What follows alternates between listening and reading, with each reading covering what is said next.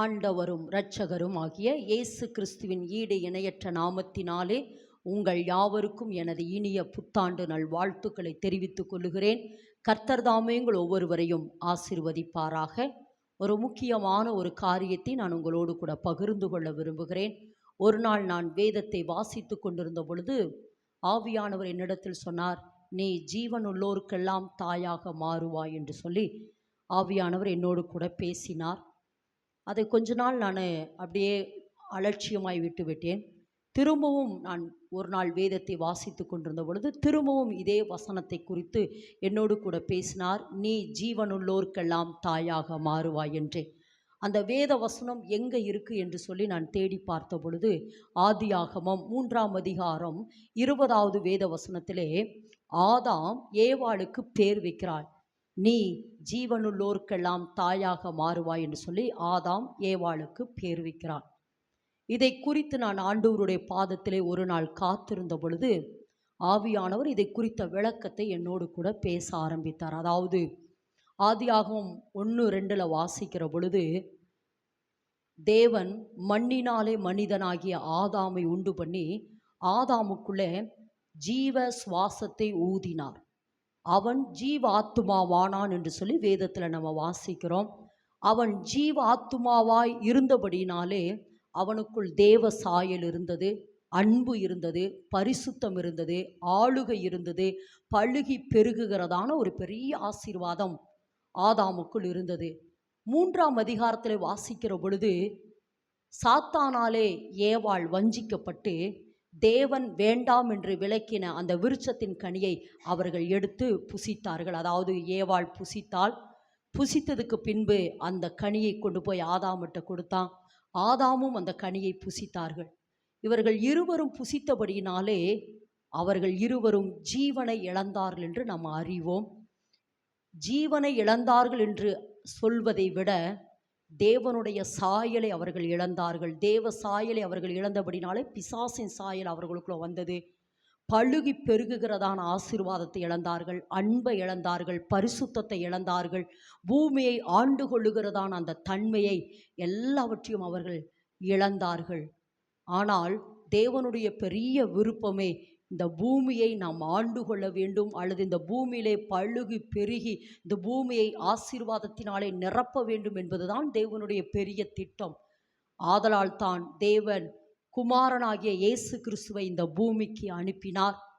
இயேசு கிறிஸ்து இந்த பூமிக்கு வந்ததனுடைய பிரதான நோக்கமே யோவான் 10:10 வாசிக்கிறது போல, திருடன் திருடவும் கொல்லவும் அழிக்கவும் வருகிறானே அன்றி வேறொன்றுக்கும் வரான், நானும் அவைகளுக்கு ஜீவன் உண்டாயிருக்கவும் அந்த ஜீவன் பரிபூரணப்படவும் வந்தேன் என்று சொல்லி இயேசு கிறிஸ்து சொல்லுகிறார்.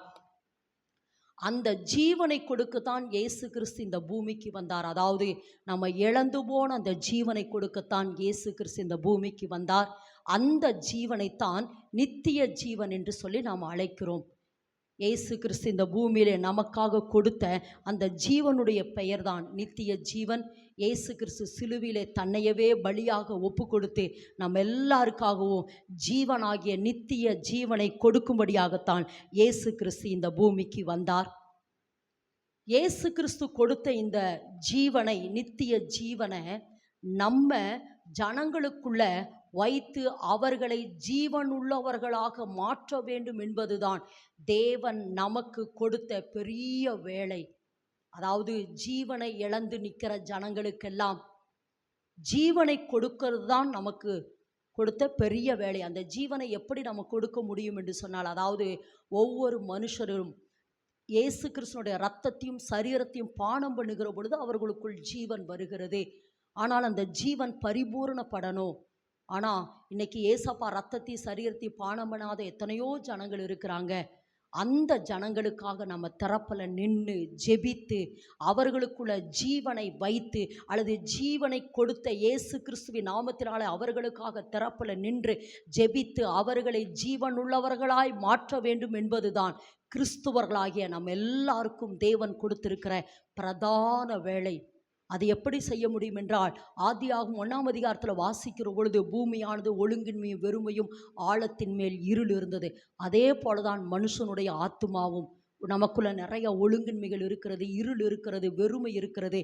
எப்படி தேவன் இந்த பூமியில புது சிருஷ்டியாய் சிருஷ்டிக்கிற பொழுது பேசி பேசி பேசி, ஏனெனில் வார்த்தை என்பது இயேசு கிறிஸ்துவுக்கு அடையாளம். அந்த வார்த்தையாகிய இயேசு கிறிஸ்துவை பேசி பேசி எப்படி ஜீவனை கொடுத்தாரோ, அல்லது பேசி பேசி எப்படி இந்த பூமியை புது சிருஷ்டியாய் மாற்றினாரோ, அதே போல ஒவ்வொரு மனிதர்களையும் நம்ம பேசி பேசி புது சிருஷ்டியாய் ஒவ்வொருவரையும் ஜீவனுள்ளோர்களாய் மாற்ற வேண்டும் என்பதுதான் தேவன் நமக்கு கொடுத்திருக்கிற பிரதான வேலை. ஏனெனில் வேதத்தில் பிரதான வாக்குத்தத்தம் என்று சொல்லலாம், அல்லது பெரிய வாக்குத்தத்தம் என்று சொல்லலாம், அல்லது பிதாவின் வாக்குத்தத்தம் என்று சொன்னால் ரெண்டே வாக்குத்தத்தம், பிரதான வாக்குத்தத்தம். ஒன்று, லூக்கா எழுதின சுவிசேஷம் 24:49 வாசிக்கிற பொழுது, பரிசுத்தாவியை பெற நீங்கள் காத்திருங்கள், அல்லது பிதாவின் வாக்குத்தத்தம் நிறைவேற காத்திருங்கள் என்று சொல்லுகிறார். ஒன்று. ரெண்டாவது, 1 யோவான் 2:25 வாசிக்கிற பொழுது, நித்திய ஜீவனை அளிப்பேன் என்பதே வாக்குத்தத்தம். இந்த ரெண்டு தான் வேதத்தில் பிரதான வாக்குத்தத்தம். இந்த ரெண்டு வாக்குத்தத்தம் நம்ம வாழ்க்கையில நிறைவேறிவிட்டால் எல்லா வாக்குத்தத்தங்களும் அல்லது ஆபிரகாமுக்குண்டான அத்தனை ஆசீர்வாதங்களும் நம்ம மேல வந்துவிடும். ஏனெனில் ஜீவன் என்பது இயேசு கிறிஸ்துவுக்கு அடையாளம், சுவாசம் என்பது பரிசுத்தாவியானவருக்கு அடையாளம். அப்ப இயேசு கிறிஸ்துவும் பரிசுத்தாவியானவரும் நமக்குள் வந்து விட்டால் என்றால் அந்த ஜீவ சுவாசம் நமக்குள் வந்துவிடும். அந்த ஜீவ சுவாசம் நம்ம வந்துருச்சுன்னா ஜீவ ஆத்துமாவாய் மாறிவிடுவோம். ஜீவ ஆத்துமாவாய் நாம் மாறிவிட்டோம் என்றால் இந்த பூமியில நாம் பழுகி பெருகி பூமியை நிரப்பி அதை ஆண்டு கொள்ளுகிற அளவுக்கு தேவனுடைய அந்த பலன் நமக்குள் வரும். என் அன்பு சகோதரனே, சகோதரியே, அதற்காக தேவன் எனக்கு கொடுத்திருக்கிற பெரிய வேலை என்னவென்று சொன்னால், நித்திய ஜீவனை அளிப்பேன் என்கிற ஒரு வாக்கு தத்த கூட்டத்தை நடத்த வேண்டும் என்று தேவன் என்னை பாரப்படுத்தினபடினால், ஒவ்வொரு மாதமும் முதல் வியாழக்கிழமை கோயம்புத்தூரில் உள்ள காந்திபுரம் 2nd ஸ்ட்ரீட்டில் விண்டேஸ் கிளாசிக் என்கிறதான ஒரு ஹோட்டலில் இந்த நித்திய ஜீவன் அளிக்கிறேன் என்கிற வாக்குத்தத்தத்தின்படி நித்திய ஜீவனின் வாக்குத்தத்த கூட்டம் என்று உங்களுக்காக ஆயத்தப்படுத்தப்பட்டு இருக்கிறது. நீங்கள் யாவரும் வந்து இந்த கூடுகளை கலந்து கொள்ளும்படி உங்களை அன்போடு கூட கேட்டுக்கொள்கிறேன். இன்னொரு காரியத்தை நான் உங்களோடு கூட பகிர்ந்து கொள்ள விரும்புகிறேன். அதாவது நம்ம நிறைய நாட்கள், அநேக நாட்களாய் ஜெபிக்கிறோம். மதுபான கடைகள் மூடப்பட வேண்டும், விபச்சார விடுதிகள் மூடப்பட வேண்டும், அல்லது போதை தடுப்பு சட்டம் இயற்றப்பட வேண்டும் என்று சொல்லி அநேக நாட்கள் ஜெபிக்கிறோம். ஆனால் அதாவது மதுபான கடை திறந்திருந்தாலும் கூட அதை பார்க்கிற பொழுது குடிக்கக்கூடாது என்கிற ஒரு உணர்வை உண்டு பண்ணுதுதான் இந்த ஜீவனுடைய நித்திய ஜீவனுடைய வேலையே. விபச்சார விடுதி திறந்திருந்தாலும் கூட அந்த பாவம் செய்யக்கூடாது என்கிற ஒரு உணர்வை நமக்குள் உண்டு பண்ணுவதுதான் இந்த நித்திய ஜீவனுடைய வேலை.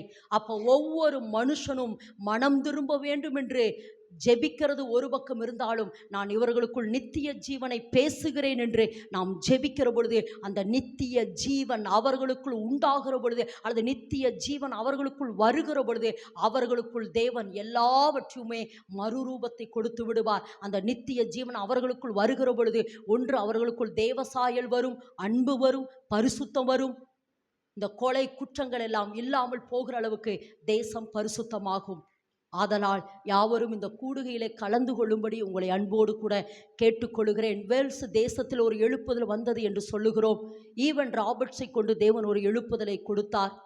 அநேக நாட்கள் அவர் ஜெபித்ததற்கு பின்பு சரித்திரத்தில் வாசிக்கிற பொழுது மதுபான கடைகள் மூடப்பட்டது, காவல்துறைகள் மூடப்பட்டது, நீதிமன்றங்கள் மூடப்பட்டது என்று சொல்லி போலீஸ்காரர்களுக்கு வேலை இல்லை, நீதிபதிகளுக்கு வேலை இல்லை. காரணம் என்ன தெரியுமா? இந்த நித்திய ஜீவன் அவர்களுக்குள்ள அல்லது அந்த வேர்ல்ஸ் தேசத்துக்குள்ள குற்றம் இல்லாத அளவுக்கு அல்லது அந்த ஜீவன் அவர்களுக்குள்ள வேலை செய்தபடியினாலே குற்றங்கள் எல்லாம் குறைக்கப்பட்டது. குற்றங்களும் குறைக்கப்பட்டது, குற்றத்தை கண்டுபிடிக்கிறவர்களும் குறைக்கப்பட்டார்கள். காரணம் என்ன தெரியுமா? அந்த ஜீவன் அவர்களுக்குள் வேலை செய்தது.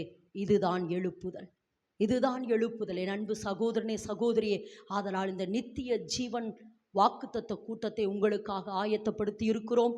நீங்கள் யாவரும் வந்து கலந்து கொள்ளும்படி உங்களை அன்போடு கூட கேட்டுக்கொள்கிறோம். இந்த நித்திய ஜீவன் என்றால் என்ன? இந்த நித்திய ஜீவன் ஏன் நமக்கு வேணும்?